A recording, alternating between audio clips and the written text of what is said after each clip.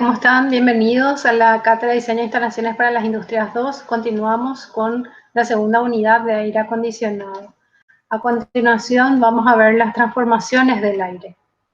Tenemos 5 transformaciones que vamos a estudiar de las condiciones del aire. Hay más transformaciones también, obviamente. Estas son las que vamos a estudiar porque son las que nos van a ser útiles para el cálculo de aire acondicionado. La primera transformación es el calentamiento. ¿Qué sucede cuando calentamos el aire? Lo que sucede es que estamos haciendo una adición solamente de calor y no de humedad en el aire, ¿no es cierto? Solamente estamos calentando el aire. Suponemos que es aire en un sistema aislado, entonces no estamos agregando ni quitando humedad. Por lo tanto, la variación de las condiciones del aire se van a dar sobre la línea horizontal donde se mantiene constante la humedad específica. En este ejemplo tenemos una temperatura inicial de 10 grados y la temperatura pasa a ser de 20 grados. Fíjense cómo al hacer esta operación la humedad relativa se reduce.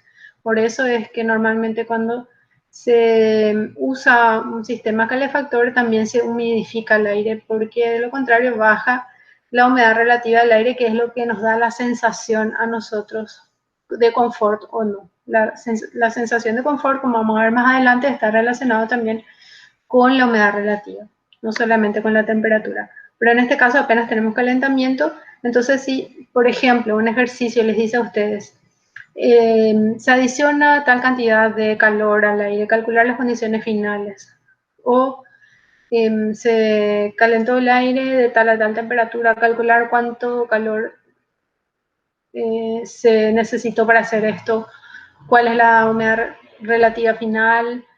Ustedes ya saben que solamente tenemos una variación entonces de temperatura manteniéndose la humedad específica constante. Fíjense que la humedad específica es lo que nos define la humedad en gramos por kilogramo de aire seco, ¿sí? Es lo que no cambia. ¿Qué pasa si además de calentar también humidificamos el ambiente? Como en este ejemplo, en el mismo ejemplo anterior teníamos 10 grados iniciales, pero en este caso queremos tener el punto, digamos, más cómodo de la humedad relativa para nosotros, los paraguayos, estamos acostumbrados a mucha humedad, que es 50%. Entonces, no solamente tenemos una adición de calor, que vemos que se mueve la curva, el punto inicial de la entalpía estaba por acá, el punto final estaba por acá, entonces hay un aumento de la cantidad de calor total, sino que además la humedad relativa también aumenta, desde esta horizontal a la siguiente horizontal también.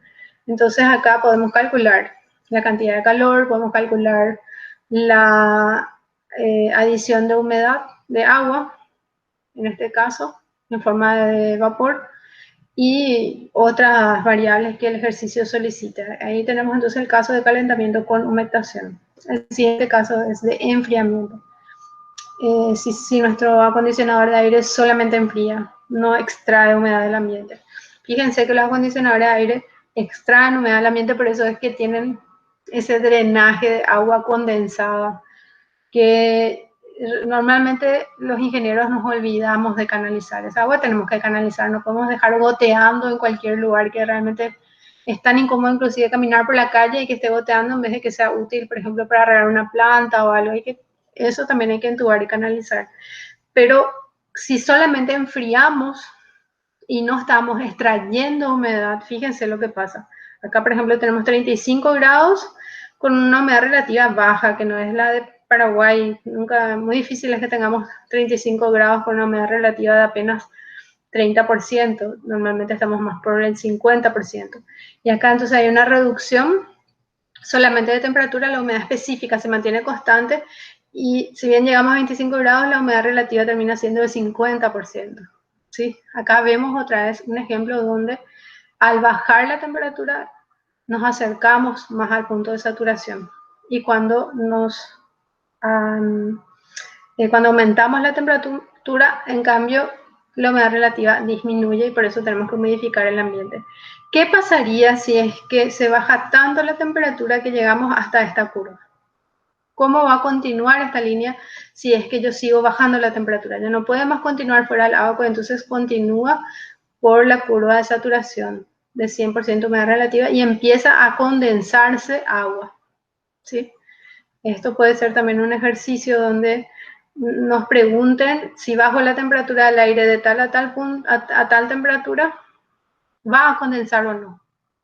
O si tengo un conducto, por ejemplo, no protegido en un ambiente que está a una temperatura ambiente no refrigerada y una humedad también ambiente no refrigerada, ese conducto va a condensar o no agua, que es algo también que a veces sucede, no es que condensa el artefacto de aire acondicionado, sino hay un ducto muy frío que hace que el aire de la humedad del ambiente, la humedad del aire del ambiente se condense y empieza a gotear, que también es algo muy molesto y se tiene también que calcular. Eso pasaría entonces si el punto B estuviese ya, por ejemplo, en 10 grados. Se iría esta línea hasta el punto de saturación y para bajar hasta 10 grados ya seguiría la curva y entonces ahí tenemos una reducción de la humedad específica que sabemos que medimos sobre la I. El siguiente caso es de enfriamiento con deshumectación, que es lo que hacen los artefactos modernos de aire acondicionado, a veces ya en exceso.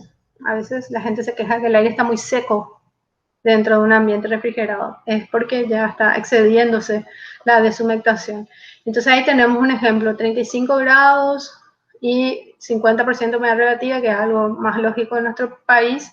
Y fíjense cuánta humedad específica tenemos que retirar para mantener a 50 grados y 25, a 50% humedad relativa y 25 grados. Fíjense toda la enorme cantidad de agua que hay que retirar de este ambiente para mantener esas condiciones. Bueno, acá estábamos en 60 realmente, está en la línea de 60 y queremos bajar a 50, además de bajar la temperatura. Entonces ahí tenemos enfriamiento con deshumectación, donde tenemos dos fenómenos. Tenemos que retirar calor y tenemos que retirar humedad. Y el último caso es el famoso enfriamiento adiabático. ¿Qué significa adiabático? Ustedes lo saben muy bien ya por física. Significa que no hay adición ni sustracción de calor, de energía. No hay adición ni extracción de energía. ¿Cómo podemos conseguir un enfriamiento adiabático? Bueno, acá tenemos un ejemplo para Paraguay. 35 grados de temperatura y ahora sí 50% de humedad. ¿Podemos bajar la temperatura? Sí, pero vamos a aumentar la humedad relativa. ¿Cómo conseguimos esto? Con esos famosos pulverizadores de agua. Seguramente ustedes habrán visto esos ventiladores que además tiran agua pulverizada. Esa agua no llega al piso. Por el camino se evapora, sustrayendo calor sensible del aire, con lo que baja la temperatura del aire para justamente aprovechar el calor latente del agua que se evapora.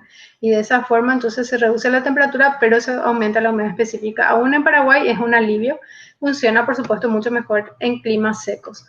Bueno, con esto terminamos esta parte. Nos vemos en el siguiente video.